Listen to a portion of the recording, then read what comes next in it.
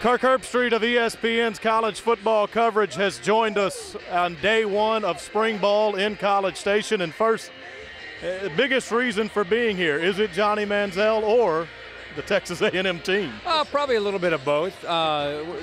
ESPN called me a couple weeks ago and asked me if I'd come down and do an interview with Johnny. And for me, it's great to kind of see the Aggies. I mean, this could be a team that's going to be a top 5, top 7 team next year. So I'm personally doing a little bit of both, but I'm going to do an interview with Johnny. Those expectations, the potential of a top 5 team here, your thoughts on the Aggies being placed that high so early in the year? I think it's deserving. I think the thing that gets overlooked on this team a year ago is how well their defense played. So much attention went on Johnny, and deservingly so. But I think their defense had a great year.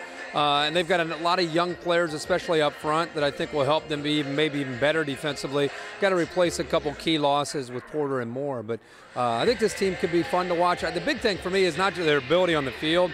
It's a psychological aspect of it. How are they now going to be responsive to a team that's expected to live up to a certain standard? That's a much different challenge than last year, just trying to be the first year when nobody expected much from them. Now people want to see Johnny Manziel. People want to see A&M. And now, how do they deal with that? It'll be a challenge for them. Tell you what else people are really going to want to view is September 14th at Kyle Field when the Alabama Crimson Tide come here.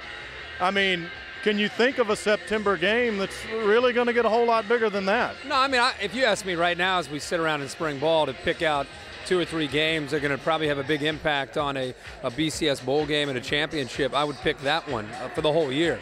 I think that game is going to really go a long way in determining the SEC West. As we all know, the SEC West leads to Atlanta, SEC Championship, and that leads to, in this case, Pasadena, the Rose Bowl. So I can't even imagine. You got Alabama that's going to have a chip on their shoulder with Nick Saban, as we speak, probably looking at film to try to figure out how to stop Johnny Manziel.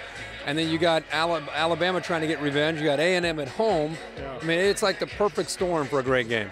Well, we certainly hope to see you back here with game day on September 14th, but thanks for joining us today. Yeah, absolutely. Glad to.